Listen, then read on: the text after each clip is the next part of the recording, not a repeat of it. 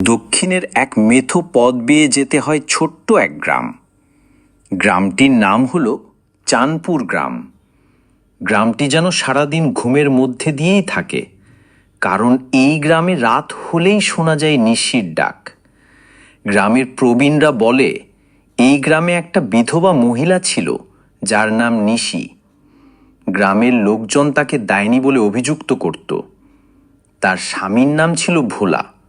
ভোলা আর নিশির বিয়ের 1 মাস পর ভোলা মারা যায়। তারপর পরের থেকে গ্রামের মানুষ তাকে ডাইনি বলে ডাকত। সে সবাইকে আপন করে নিলেও গ্রামের মানুষ তাকে সহ্য করতে পারত না। একদিন খরায় সব ফসল নষ্ট হয়ে যায়। তারপর সবাই নিশির দোষ দেয়। এক বিকেলে নিশি তার বাসার উঠানে বসে থাকে। সবাই নিশির বাসায় আসে এবং তাকে বকাবকি করতে থাকে। এক সময় তাকে ধাক্কা দিয়ে ফেলে মারা শুরু করে এবং তাকে মারতে মারতে মেরেই ফেলে।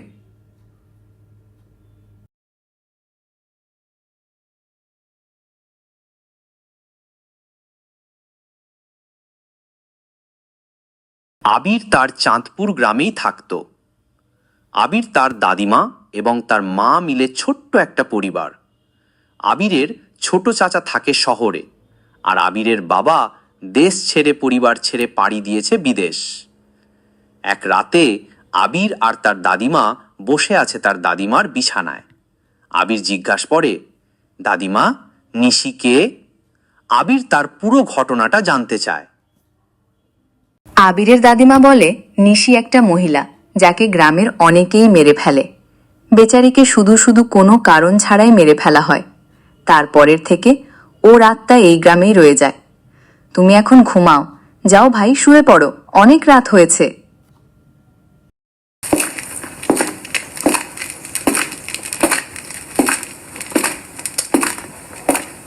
আবির, আসো, ঘুমাতে আসো। দাদিমাকে ঘুমাতে দাও। এত রাত হয়ে গেছে, তুমি কেন ঘুমাতে আসছো না?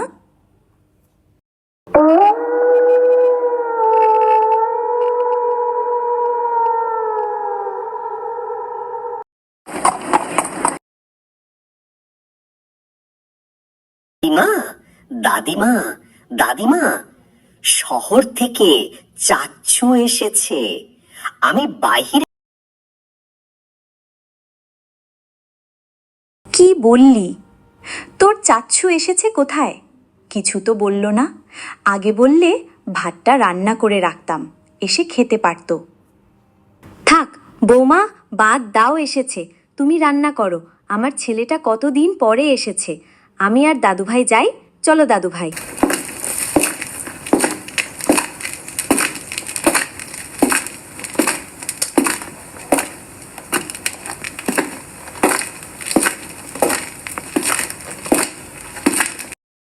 কি রে, তুই এতদিন পরে এসেছিস? কত শুকিয়ে গেছিস। বলে তো আসবি। বৌমা বলছে আগে বললে আগে আগে রান্না করে রাখতো। বৌদি তো খালি খাওয়া খাওয়া আর খাওয়া। নিজের বাড়ি আসবো, এত বলা বলির কি আছে? বৌদি কোথায়? আমি কি খালি খেতে এসেছি নাকি?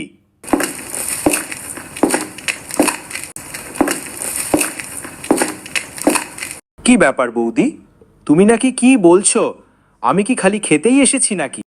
সেটা বলিনি, আমি বলেছি যদি বলে এসতে আমি ভাতটা আগে রান্না করতাম, এসে এখন খেতে পারতে। জানো ছাচ্ছু, আমাদের এখানে একটা নিশি ছিল যাকে গ্রামের সবাই মেরে ফেলেছে। সে এখন ভূত। কি কি বললি তুই? এখন বল। তুই কিছু না, এমনিতেই আমি ওকে গল্প শোনাই, তুই ঘুমা। আবির, তুই এখনো কি করিস? আয় শুবি, আয় এক্ষুনি, নয়তো মার দিব আমি আজকে। তারপর আবির চলে যায় ঘুমাতে। পরদিন গ্রামের ধারের পুকুর পাড়ে আবির এবং তার চাচা বসে গল্প করতে থাকে। হঠাৎ আবিরের চাচা জিজ্ঞাসা করে, কিরে আবির, তুই আমাকে কাল কি বললি রাতে? বল। আমি তোর দাদিমা এবং তোর মাকে কিচ্ছু বলবো না।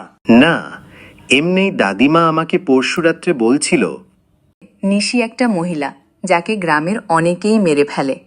বেচারিকে শুধু শুধু কোনো কারণ ছাড়াই মেরে ফেলা হয়।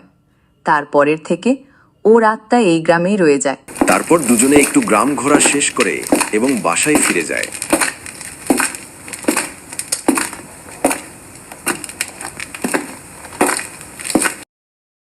বৌদি, তোমরা বলো বা নাই বলো, আমি নিশির ঘটনা শুনেছি। এইসব ভূত বলতে কিছুই নেই। আমি যাব নিশির বাড়ি। আমি এখন বড় হয়েছি, তোমার কথাতেই হবে নাকি? হ্যাঁ, ঠিক আছে, যাও। আমি তোমাকে কিছু বলবো না, তবে আমার ছেলেকে এর মধ্যেই টানবে না, এই বলে দিলাম আমি।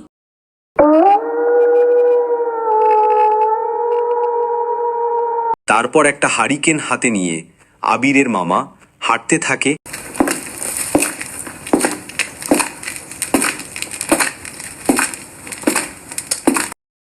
হাঁটতে থাকে, গ্রাম পেরিয়ে বন পার করে পৌঁছে যায় নিশির বাড়ি।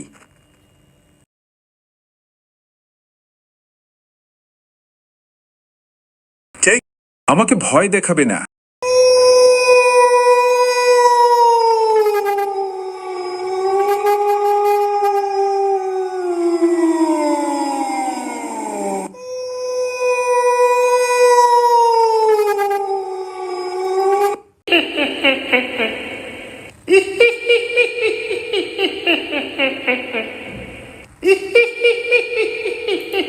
শুধু শুধু হাসছো কেন?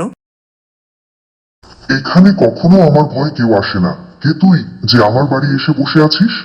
আমি কাউকে ছাড়বো না। এক এক করে গ্রামের সবাইকে শেষ করে দিব। আমার সীমানায় কেউ এসে ফিরে যেতে পারবে না। দেখো, আমি নিরীহ মানুষ, আমাকে মেরো না দয়া করে। নিরীহ কে তুই? নিরীহ তো ছিলাম আমি। শুধু শুধু আমার প্রাণ নেই এই গ্রামের মানুষ। এখন মরবি তুই।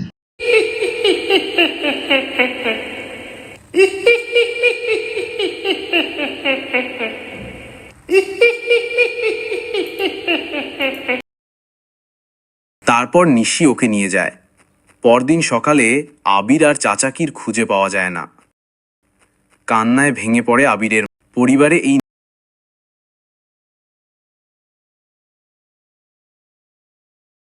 নিশির বাসার সামনে বন্ধ করে দেওয়া হয়।